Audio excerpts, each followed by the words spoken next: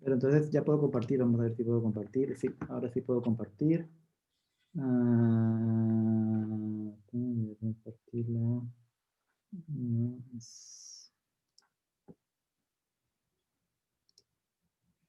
¿Está bien ahí? Muy bien. ¿Sí la ven? Sí, señor, muy bien. Perfecto. Vale. Ok, entonces mi idea hoy es hablarles un poco de la parte de lo que estoy haciendo acá en Bélgica. Pero antes de empezar, bueno, voy a dar las gracias a la invitación, gracias a Juan, a Camilo, por todos los años de ayuda en este proceso de investigación, por guiarnos en el proceso de investigación. Felicitaciones a todos, porque todos hacemos parte de Avispa. Me siento muy orgulloso de ser parte de Avispa. A veces no comunico mucho, es verdad, pero sí estoy pendiente del grupo Avispa, siempre lo llevo en mi corazón. Fue los inicios de mi proceso de investigación. Gracias a Juan. Juan realmente me ha ayudado mucho en todo este proceso de investigación. En los momentos buenos y en los momentos que fueron un poco difíciles, tuvo siempre Juan ahí apoyándome, gracias a él. A Camilo, los cursos que recibí con Camilo de lenguaje de programación también me ayudaron mucho a continuar. Entonces, gracias a ustedes dos, gracias a todos los que también he compartido, Jesús, que fue lo que más he compartido. No he compartido mucho con las personas de Avispa. No está aquí Gustavo Gutiérrez, compartí mucho con Gustavo Gutiérrez cuando estuvo aquí. Fue realmente muy buen amigo, ¿no? Realmente tengo una buena amistad. Cuando voy a Colombia he ido a visitarlo, realmente tengo una buena amistad. Gracias a él también, porque son momentos difíciles, estuvo ahí. Me gustaría también darle gracias a Fran y a Luis Omar. Para mí, Fran y Luis Omar son como los hermanos mayores que un día se van y los hermanos menores quieren seguir sus pasos. Entonces yo creo que este ha sido siempre, yo nunca he trabajado, no he hecho nunca muchos proyectos con Fran. He ido a visitar a Fran, a veces voy a París y lo visito. A Luis Omar creo que nunca lo he visitado, pero siempre ha sido como ese referente para continuar y para motivado con la investigación. Siempre me ha gustado la investigación.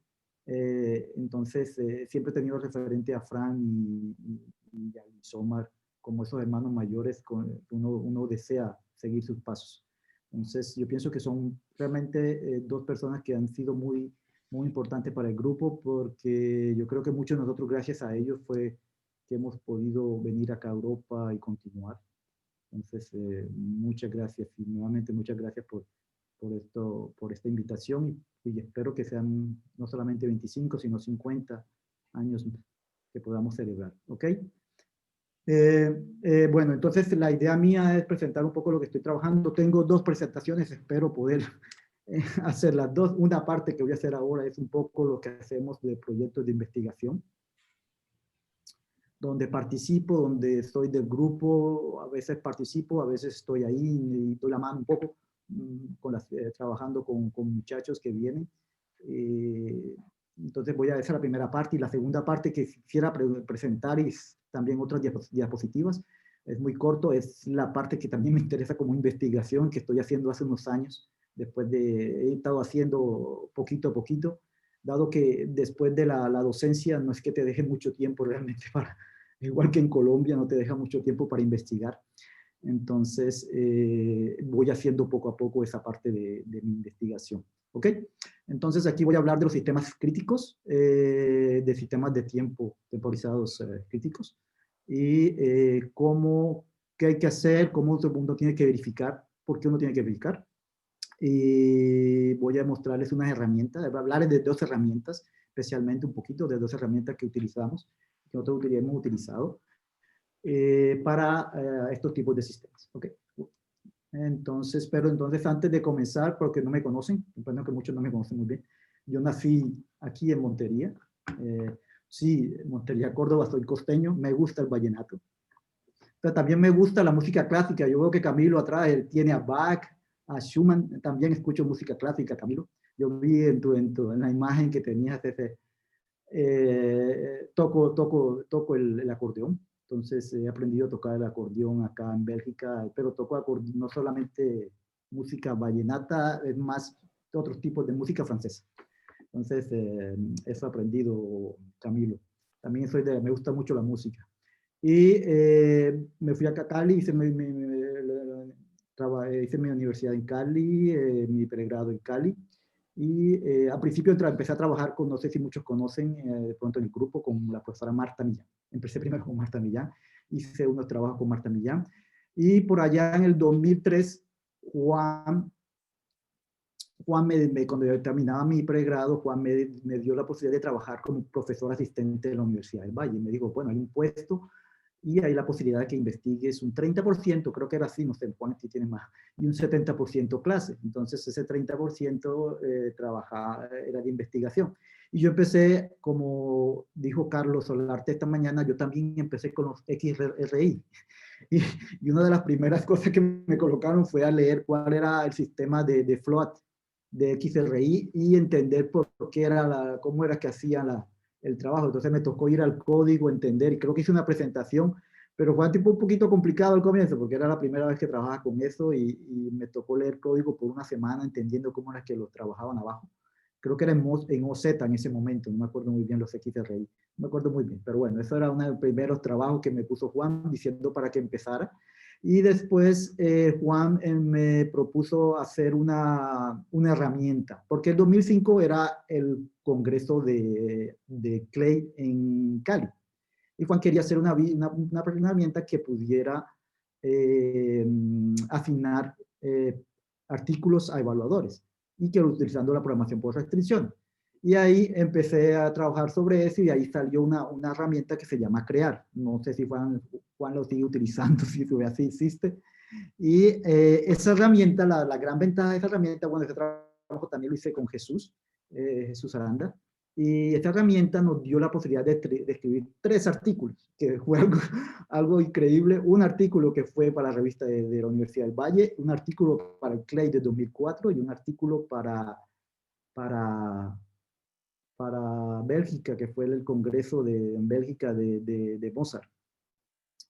Entonces, ese artículo también nos dio la posibilidad a Jesús y a mí, para ir a uno de los primeros congresos que fue en Perú, en Cusco, creo que era Cusco, sí.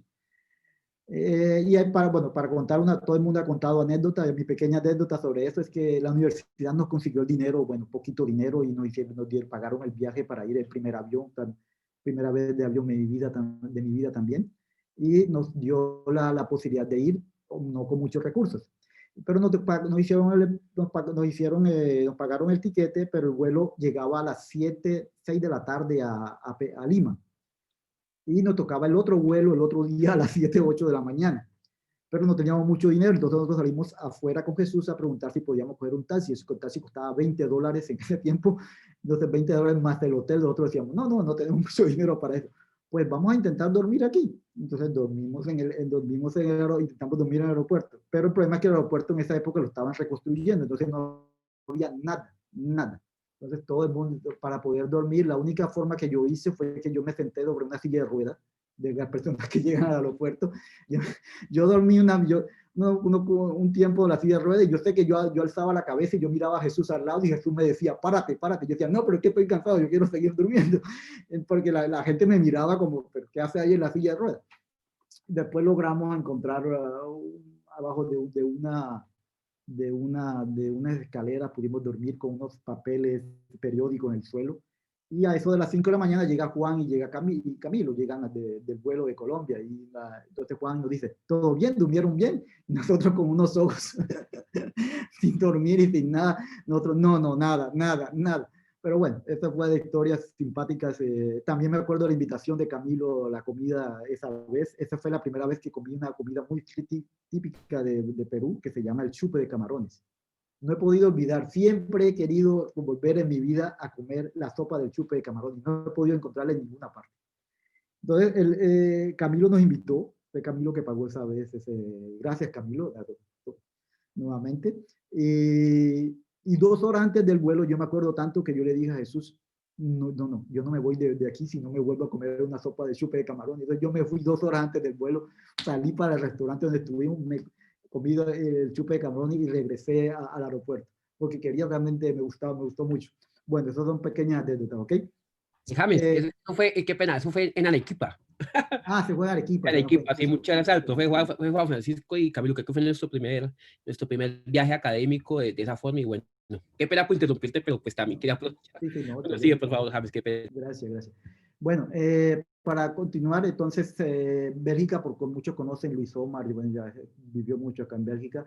Bélgica está dividido en tres, hay tres comunidades, las que hablan alemán, los que hablan francés y los que hablan holandés. Namur es la ciudad, es la capital de la parte que habla francés. ¿Sí? Entonces ahí está la universidad. Hay diferentes universidades aquí en Bélgica, lo que hablan solamente que es la parte que hablan holandés. Bruselas, que está dividido mitad a mitad. Yo estoy trabajo sobre la parte francesa. Entonces los cursos y eso son más en francés, aparte en inglés, pero los de arriba son más en holandés y eso. La ventaja de Bélgica es un país muy pequeño. La ventaja es que tú rápidamente puedes ir a hablar con un colega en otra universidad, queda máximo a 30 minutos en tren. Entonces, si tú necesitas realmente discutir con otros colegas, todo el mundo se conoce, casi toda la parte académica, los profesores se conocen casi todos, es muy pequeño, y no hay muchas universidades. Entonces se conoce, y la otra parte importante es que el estudiante puede moverse. El estudiante puede moverse entre diferentes universidades, entonces al final él puede comenzar con nosotros, pero puede ir a Bruselas, o si quiere ir a la parte flamenca y terminar allá, lo puede hacer con cursos allá, hacer el máster allá. Es una posibilidad muy fácil aquí en Bélgica, ¿ok? Entonces, hice mis años acá y he continuado acá porque me dieron la posibilidad de continuar con proyectos y ahora estoy en la parte de enseñanza también, ¿ok? Esa es la parte que quería decirles de eso. Y Namur bueno, es aquí una foto de la citadela de acá y hay Namur, la universidad está dividida, está en diferentes sitios de la ciudad, una pequeña ciudad. Y la Universidad de Namur solamente fue fundada en 1831, y más o menos somos una universidad pequeña, son 8.000 estudiantes, y hay más o menos 1.200 personas que trabajan en la universidad. Y en el grupo de informática yo pertenezco al grupo Precise, que trabaja más, es un grupo que hay diferentes áreas que trae juntas. Trabaja, hay las bases de datos, hay la ingeniería de software, hay la modelación de modelos formales. Entonces hay muchas subáreas en ese grupo. La idea es que todo uno puede interactuar con los otros para diferentes tipos de proyectos. Entonces yo pertenezco a ese grupo y pertenezco a otro grupo que se llama Focus. Focus es un poquito más matemático, ahí se habla más de cálculo de procesos y de lenguajes de programación, lenguaje funcional y eso. Ese también pertenezco. Y la universidad hace unos 2 años creó un grupo que se llama NADI. NADI es un grupo que reúne todos varios grupos de varias facultades de la universidad, multifacultad, no sé si multifacultades, pero que puedo decir eso, donde la idea es que la idea es poder trabajar con proyectos mucho más grandes con diferentes facultades de biología, de derecho, y así. Y la idea es poder presentar proyectos conjuntos a la Unión Europea. Entonces creó ese grupo un poquito más robusto y con mucho más recursos para poder trabajar, ¿ok? Esa es la idea. Y bueno, yo paso esto rápido porque esto no es tan interesante, son las cosas típicas de aquí en Bélgica, pero bueno, ok. Entonces la idea, comienzo con la presentación. Esta es una pregunta que me gusta hacerla mucho y es saber cuál es como hablamos de verificación, debemos saber cuál es el impacto de las fallas, ¿sí? En la parte económica. Realmente es que sabemos que tanto es el costo económico, cuál es el costo económico de fallas a nivel mundial. Es una pregunta muy difícil a saber porque hay muchas empresas que a veces no dicen la verdad, es difícil de investigar sobre toda la empresa, es difícil preguntar a todas las empresas. Entonces, pero hay una estadística que se han hecho y aquí abajo dejo unos enlaces donde he encontrado información de eso. Y ahí tengo aquí un enlace donde dice, tengo unos resultados de 2017, 2018 y dicen que todavía hay 1.7 trillones de dólares que se pierden cada año en 2018 por fallas. Y hay 3.6 billones de personas que son afectadas Entonces, eso da a entender que hay mucho trabajo todavía en la parte de verificación y validación del software. Y hay mucho dinero que se pierde. ¿Por qué? Porque las personas, depende de las empresas, yo sé que cada día las empresas van mejorando, lo que mostró ahora, lo que estaba hablando, se me fue el nombre. Luis. Andrés, sí, eso. Luis Estaba Fernando. hablando un poquito de también cómo hace Google. Exactamente, hay verificación, hay antes de verificar, de validar, de hacer pruebas antes. Entonces, toda esa parte. Y aquí yo les dejo ese enlace, ¿está bien? Y bueno, todavía significa que todavía hay mucho trabajo. Hay mucho trabajo en la parte de verificación y validación en muchas empresas. Pero otra pregunta que también tengo es ¿qué pasa también con las vidas?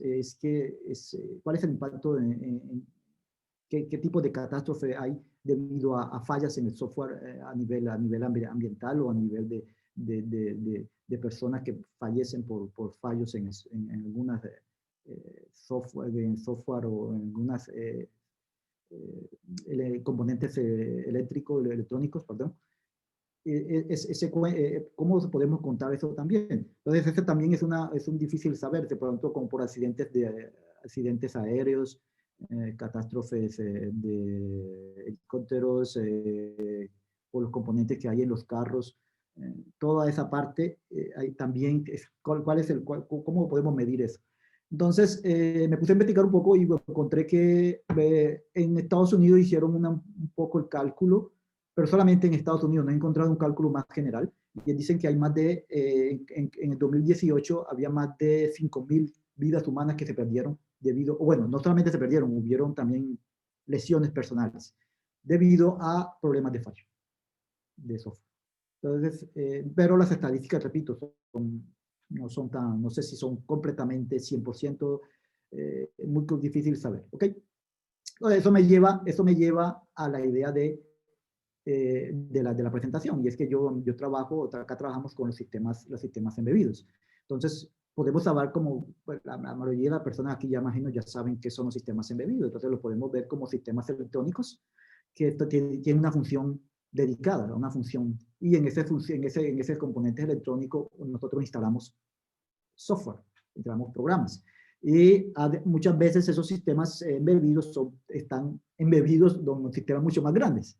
Entonces, tenemos diferentes, podemos encontrar aquí, como yo les muestro ahí, en diferentes áreas, en las telecomunicaciones, en la parte de automóvil, en la parte militar, en la parte médica. Entonces, hay muchos sistemas y cómo es que, si esos son correctos o no correctos, esa es la importancia de saber si el software que son instalados sobre esos sistemas son realmente verificados.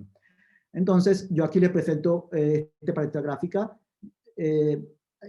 Podemos clasificar los sistemas embebidos como sistemas críticos. Hay los sistemas críticos, y los sistemas críticos embebidos podemos calcular como la carta que uno va a hacer el pago. Eso podemos hacer un sistema crítico. Y hay dos sistemas embebidos, pero con tiempo también. Y eso te podemos también decir que son, por ejemplo, cuando utilizamos para ir de una ciudad a otra. Entonces, utilizamos también para transportar, usamos sistemas de tiempo que son embebidos. Y nosotros estamos interesados en este pedacito. En esta presentación, especialmente yo o el grupo, unos cuantos del grupo, estamos interesados en sistemas ahí, que son críticos con tiempo. ¿Ok? Y entonces ahí podemos encontrar todo esto, los automóviles, aviones, ¿sí? Y nosotros que estamos preocupados con la correctitud de estos tipos de sistemas. ¿Ok? Y aquí les muestro pero rápidamente los fallos típicos que todo el mundo conoce. Es el primero de Ariane 5.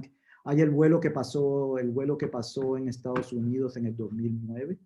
El problema que el avión que aterrizó en el río en Estados Unidos. El problema fue también que hicieron pruebas y verificación solamente por pequeños pájaros, pero ese día pasaron realmente, yo no sé cómo se les llama esto en español, son unos patos más grandes, y eso fue lo que afectó y estalló, pero habían hecho verificación de los motores del avión para pequeños pájaros.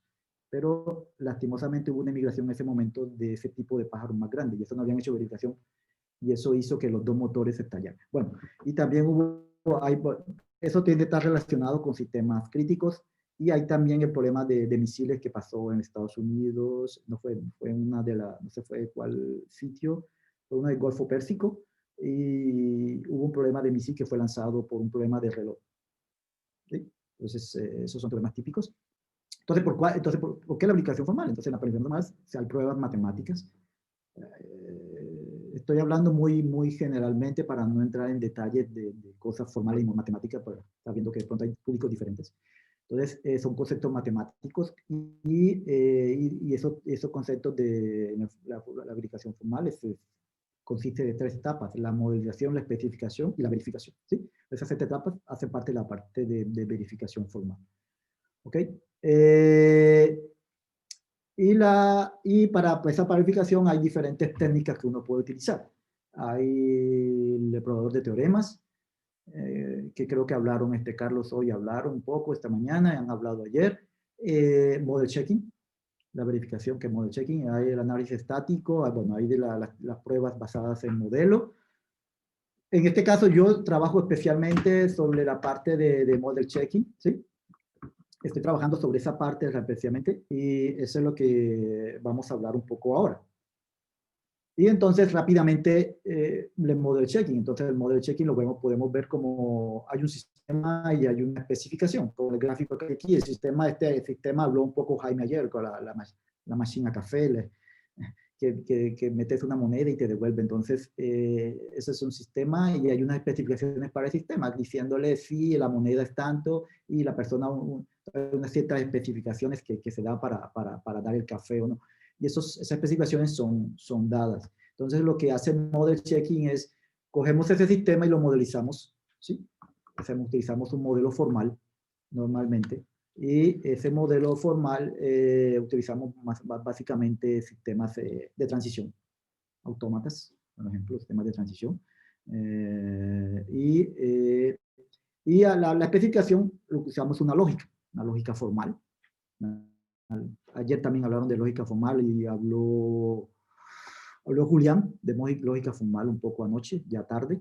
Y dentro de esa forma, una lógica formal y le da el model checker, que es el que ustedes encuentran aquí en el medio.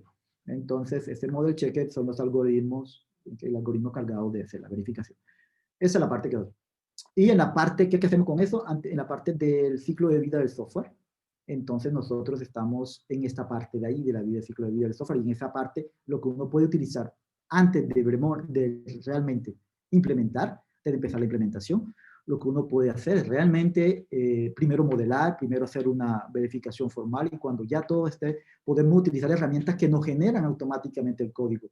Generan código que lo podemos utilizar y es código ya certificado correcto y que podemos instalar sobre esos sistemas críticos, ¿sí? Entonces, en esa ahí es que podemos utilizar las herramientas y la verificación formal. Y ahí encontramos unas herramientas que pueden ayudarnos a eso. Si vamos a utilizar UPAL, que es una herramienta que nos puede ayudar. Ayer Jaime también explicó UPAL y habló de la posibilidad de generar código después del modelo. Haces un modelo y después puedes automáticamente generar código C. Muchas veces esos componentes, esos sistemas embebidos utilizan mucho lenguaje C. Entonces automáticamente lo puedes instalar en el sistema embebido. Y Skate es una herramienta muy utilizada para sistemas críticos, ¿sí? Que especialmente para los sistemas de nueva construcción de aviones, automóviles, trenes, utilizan Skate. Skate es una herramienta, una gran herramienta donde hay muchos componentes que se pueden utilizar. Y ahí hay la posibilidad de modelizar, la posibilidad de hacer pruebas, la posibilidad de verificar. Entonces puedes hacer todo un ambiente completo, un framework completo donde puedes utilizarlo para hacer toda la parte de verificación, validación y validación de tu software. Antes de llegar a la implementación, porque los grandes costos se hace porque muchas personas o muchas empresas empiezan a implementar y después de muchos meses, de 6 meses o un año, se dan cuenta que lo que habían hecho no servía para nada, entonces tienen que regresar. Entonces lo que estamos mostrando es que eso se puede hacer antes, modelizar, y no se pierde nada porque automáticamente también se genera código que después se va a utilizar. ¿Ok? También existe otra herramienta que todo el mundo conoce aquí, que se llama MATLAB Simulink. No sé si muchos conocen, yo creo que mucha gente lo usa. Es una herramienta también de estilo Skate. Está la versión Skate, es la versión francesa. Es es de Francia, que esa herramienta se utiliza mucho en Toulouse, que para la fabricación de componentes de los aviones en Toulouse es la fábrica, el sitio donde están toda la parte de construcción de los aviones Airbus. Ahí se usa mucho Skate, ¿ok? Y más la Simulink es la parte de la versión de Estados Unidos. Son los americanos que hicieron Simulink, ¿ok? Esta es la parte ahí. Pero antes de desarrollar ese software, nosotros tenemos que, si queremos desarrollar de software crítico, nosotros, en este caso de sistemas de contiempo temporizados críticos, tenemos que hablar que detrás de todo eso, todo eso se apoya sobre unos estándares. Y hay diferentes estándares para la construcción de este tipo de software. Entonces, por ejemplo, para los aviones existe la DEO 178C, que es la que uno tiene que cumplir si uno quiere construir software para componentes que van en aviones. Hay también para la parte de hardware, hay para los trenes, bueno, hay diferentes. Y lo bueno es que en esa DEO, en la estándar internacional que hay, en el 2012 ellos propusieron utilizar, es la primera vez que aparece como utilizar métodos en la modelización y verificación de sistemas críticos. Eso es lo que aparece en el 2012 y eso es lo que yo les muestro aquí. Esta es la idea del estándar. A la izquierda, no sé por qué no me funciona el mouse a este lado.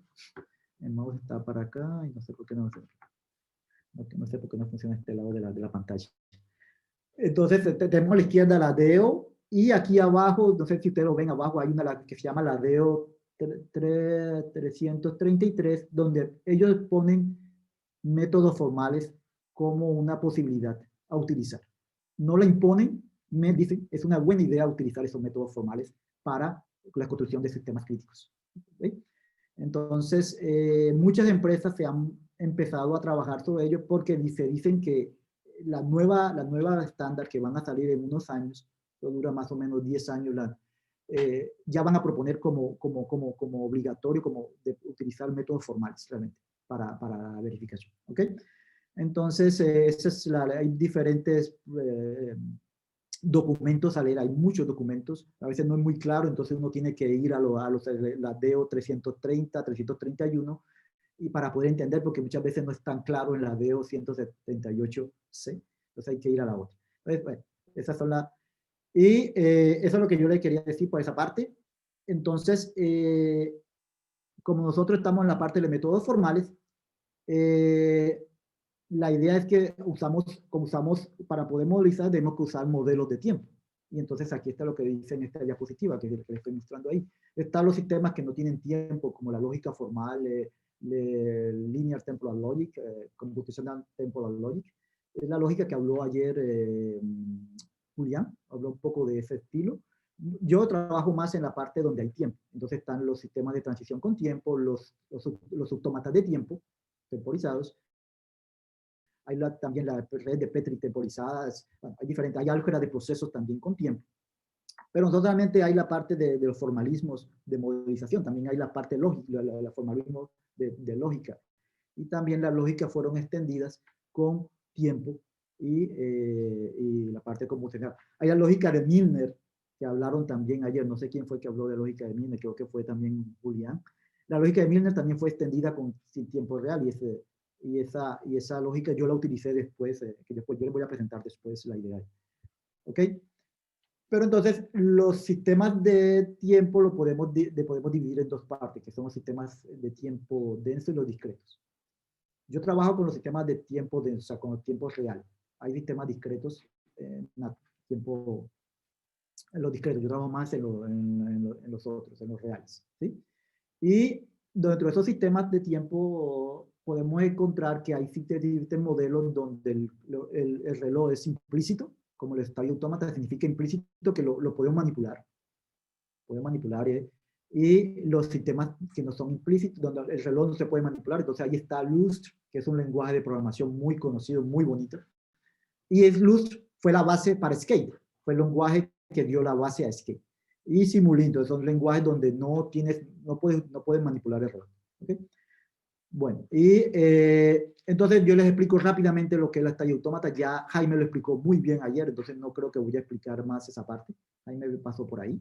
Yo solamente les digo que los autómatas estos son los autómatas clásicos, simplemente un autómata de tiempo, es un autómata finito, y a uno hay los relojes, que los hilos de relojes son sincronizados. Entonces, este es un autómata normal, y lo que hace es que uno le aparecen los relojes. Entonces, el reloj aparece con ciertas restricciones, que uno las puede colocar. ¿Sí? Aparecen restricciones en las transiciones. Esas restricciones lo que van a hacer es que el reloj puede ir de un lado a otro dependiendo si es correcto o no. Y el reloj son inicializados en 0. Y tú puedes reinicializar los relojes en cada etapa también, si tú quieres de una transición a otra. ¿Ok? Time Automata se basa sobre el sistema de transición, utiliza como semántica los sistemas de transición con tiempo. Eso es lo que estoy mostrando ahí. Y hay diferentes herramientas, como les dije, hay herramientas que utilizan con la noción de autómatas de tiempo que se llama UPAL, que fue la que explicó Jaime ayer también, no voy a explicar tampoco. Y Cronos, bueno, existen varias que utilizan la NAMI. Entonces, lo que hace el automata de tiempo es que el reloj se inicializa, aquí les voy a explicar rápidamente, el reloj se inicializa, empieza en el estado safe, en el estado inicial, y lo que hace es que él toma un tiempo, va a hacer una transición discreta, y toma la transición, y el reloj va aumentando. ¿Sí? El reloj se inicializa en la transición, hay un reinicializo del reloj X, entonces por eso ustedes ven que yo tengo en la parte de X una reinicialización del reloj. Entonces, esa es la parte, y así va aumentando, y así voy al otro estado, el reloj continúa por Y, el reloj siguió aumentando, pero y por X como fue reinicializado, bueno, pero todos los relojes son sincronizados, siempre van de a la misma velocidad, ¿ok? Eso es una cosa que después yo trabajé y sigo trabajando sobre ese tipo de problemas de los relojes sincronizados. Bueno, no voy a explicar esto porque no sé si tengo que... Esta parte es la definición de autómata, la definición formal, cómo son los sistemas, cómo son las transiciones, las transiciones de tiempo y las transiciones discretas, está definido ahí. No voy a entrar en mucho detalle. La semántica es dada por, como les dije, por un sistema de transición con tiempo, la semántica de los autómatas de tiempo. Y hay también que es una palabra de tiempo aceptada, que puede ser aceptada o no aceptada por estos tipos de autómatas. ¿Sí? Entonces, aquí ya tenemos, no como los autómatas normales, también hay una secuencia de tiempo que va creciendo todo el tiempo. ¿Okay? Y eso lo validamos con respecto a la palabra. Ok. Y también detrás de todo eso, como yo les dije, había la lógica, que se fue extendida también, la lógica forma extendida, y ahí apareció Times CTL, que es la lógica computacional. Y la idea de la lógica es que simplemente, como ustedes ven, no sé, aquí hay unos ejemplos que no me funciona el mouse, no sé por qué el mouse no me aparece al otro lado. Que les quería señalar ahí. Bueno, hay unos números en la proposición y lo que está diciendo que ese número es simplemente una condición de tiempo. ¿Sí? Y también aparece una Z. Z significa que es el reloj, como el reloj de la propiedad. Y ese Z lo que tiene que estar diciendo es que se reinicializa y tiene que ser menor que 7, por ejemplo. Cosas así ya uno puede escribir en la lógica continua. ¿Sí? Pero repito, es real, no es discreto. No es como los cálculos de proceso, que yo creo que una vez Fran trabajaba con eso, los cálculos de proceso, pero yo creo que eran más con tiempo discreto, utilizar el next, y eso aquí no, aquí realmente utilizas el reloj, aparece un reloj como tal. ¿Ok? Y Skate, yo les dije ya, Skate es la herramienta que se utiliza para la modelización de sistemas críticos y también Simulink. Como dije, Skate se basa sobre Lustre. Lustre es el lenguaje de programación. Yo conozco que Juan lo conoció, cuando es muy utilizado aquí en Francia. Tanto, es un lenguaje muy utilizado, fue muy utilizado en Francia y todavía por ahí creo que lo utilizan. ¿Okay? Y entonces Skate, yo repito, como dije al comienzo, es una plataforma donde puedes crear el modelo, pero todo es gráfico. Todo en Skate y en Simulink es así, como ustedes ven las dos gráficas ahí. Al lado a la derecha es Skate y a la izquierda es Simulink. son muy similares. Y la idea es que tú programas de manera gráfica. Quedan 5 minutos. Todo de gráfico, tú vas con el mouse. 5 minutos, James, para luego. ¿Perdón? 5 minutos y luego 5 minutos de preguntas, ¿sí? No sé si te... Ok, no voy a alcanzar a hablar de la otra parte, pero bueno.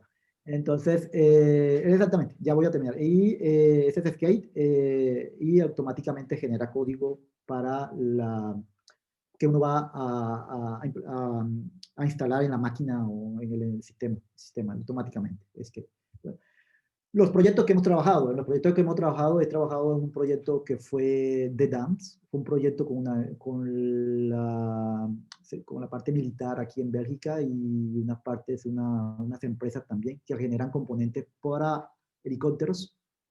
Y la idea es que el piloto tenga control, él es el controlador del piloto para dirigir y el helicóptero. Entonces, ellos es una empresa que quería integrar la idea de verificación formal. Entonces, nos llamó, nos dijo que si queríamos participar en ese proyecto, nosotros dijimos sí. Nosotros dimos toda la parte de soporte, en la parte de formalismos y cómo utilizar las herramientas, cómo entender, cómo crear las propiedades, pero no, ellos tenían su grupo de implementación, nosotros no fuimos lo que inventamos, fuimos más un soporte a ellos en todo el concepto y el camino de la parte de métodos formales. ¿Okay? Todavía está el proyecto, no ha terminado. Entonces, trabajamos eso un poco. Y es un bonito proyecto, realmente muy bonito. También trabajamos en un proyecto que por el sistema de trenes de aquí. No sé si de pronto fue también con otros países. Pero bueno, este proyecto también fue el sistema de trenes, donde también hubo modelamiento y especificación. Innogram, que fue otro también para eso. Actualmente estamos en un proyecto de pruebas y de configuración de sistemas. Eso fue con Brasil. Estamos en ese proyecto con Brasil, entre los dos países y financiado por los dos países.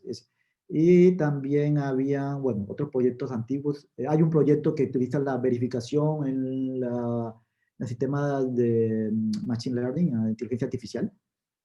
Pero no, en ese no estoy trabajando mucho, solamente el grupo que no estoy, como trabajo, no trabajo mucho en eso, pero conozco el proyecto. Y ahí trabajo también en la parte de autómatas.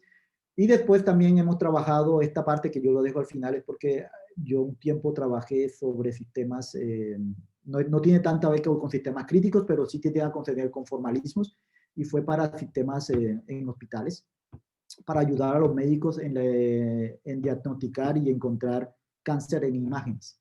Y ahí lo que hicimos fue utilizar Markov Logic para escribir las reglas y eso, pero no fue tanto verificación, fue más cómo escribir esas reglas y que después traducir esas reglas en un lenguaje que los médicos pudieran entender.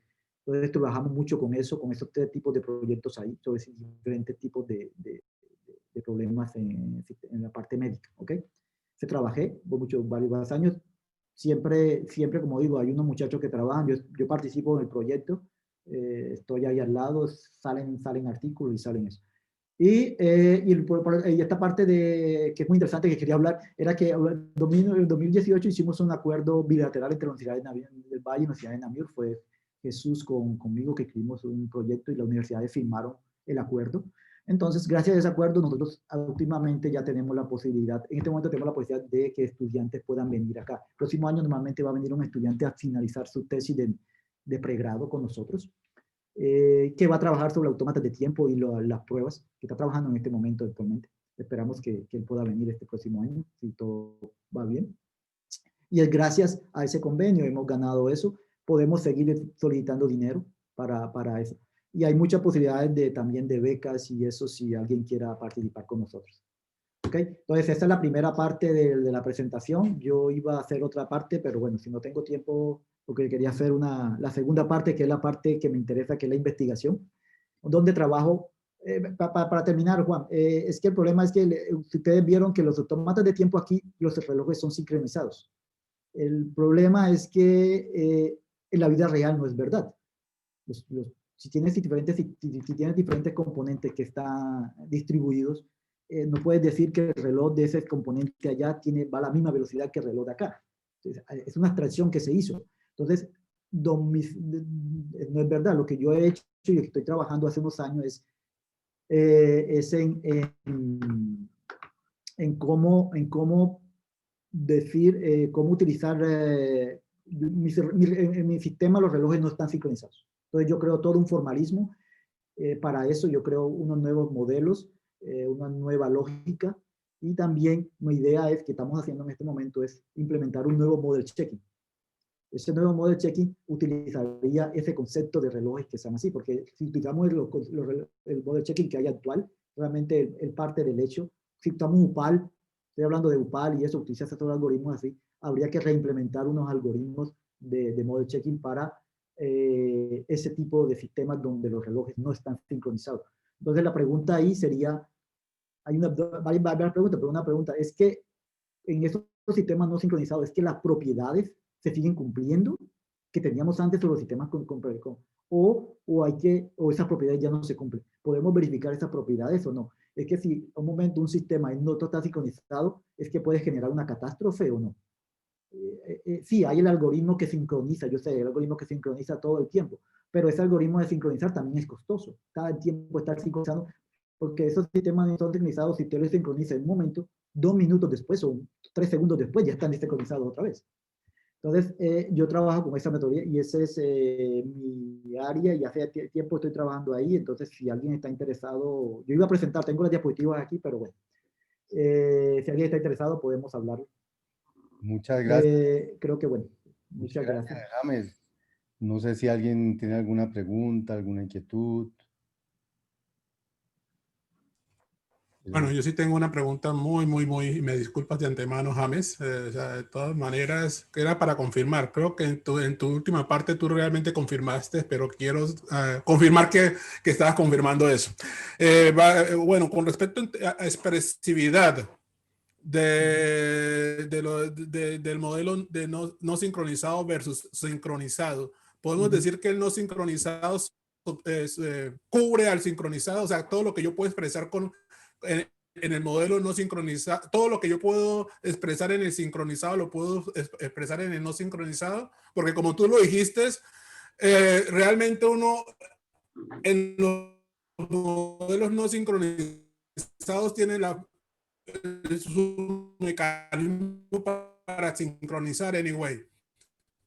Exacto. Entonces yo diría que exacto, lo cubre, porque no lo he hecho. Había que demostrar la expresividad y hay mucho trabajo también para demostrar la expresividad. Normalmente sí, yo pienso que sí, pero habría que mostrar, yo pienso que es un buen artículo mostrar la expresividad, esa parte, pero estoy de acuerdo contigo, sí. Okay. Cubre. Bueno. Gracias. Pero entonces, pero ¿qué más se podría? En mi sistema podemos modelizar en un autómata puedes tener 2 relojes, pero los 2 relojes, o sea, sí, modelizar como un protocolo, y el protocolo lo puede mirar como un solo autómata. Entonces en ese protocolo hay 2 relojes que de uno y del otro y que no están a la misma velocidad. Pero es que la pregunta es que exactamente, ¿qué pasa con esos tipos de protocolos en esta parte? Y he hecho pruebas, ya he conseguido unos protocolos que funcionan, continúa a cumplirse las propiedades, pero estoy en búsqueda todo el tiempo de nuevos problemas donde eso pase, porque aquí la idea es que el reloj comienza en un estado, ¿sí? Y él puede ir a otro estado, pero el otro estado puede ser que ya te tome un valor. Sabemos cuál es el comportamiento real del sistema cada vez en cada paso, porque el reloj, imagínate tú un componente de un automóvil, y el automóvil se calentó el componente X, y ese componente ya el reloj con respecto al componente del otro componente, porque pegó el sol pegó mucho más ahí, y ese componente de reloj se cambió el reloj. Entonces se va a ir más rápido que otro componente. Entonces, ¿qué pasa ahí si se están cumpliendo ciertas cosas? ¿Qué pasa? Entonces, eso es lo que yo intento modelizar. Y para eso yo creé una lógica y creé un formalismo, y hay una nueva modelo matemático de que son los autómatas, que yo les digo que es el multi-time autómata. Y la lógica, y lo que hago es extender la lógica de Milner para modelizar esto. ¿Por qué? Porque con la lógica de Milner hay muchas cosas que son decidibles. En cambio, con la lógica, cosas que no son decidibles. Entonces, es decidible que nosotros podamos llegar a algo que se pueda verificar realmente. La otra cosa es que lo que he comprobado es que el problema con las restricciones de relojes es que puedes crear una explosión de estados debido a todas las restricciones que hay con los relojes. En cambio, el modelo puede tener relojes que no hay esas restricciones, entonces el grafo de explosión de estados va a ser mucho más pequeño.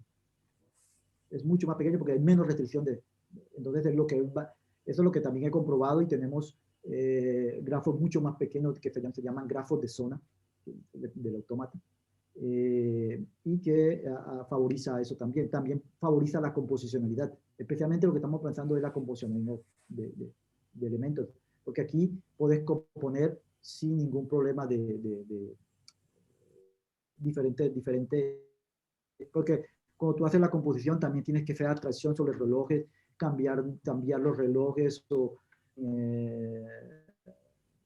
el mismo comportamiento. Bueno, hay muchas cosas que habría con la composición, entonces eso lo visto. Bueno, aló, ¿me escuchan? Aló,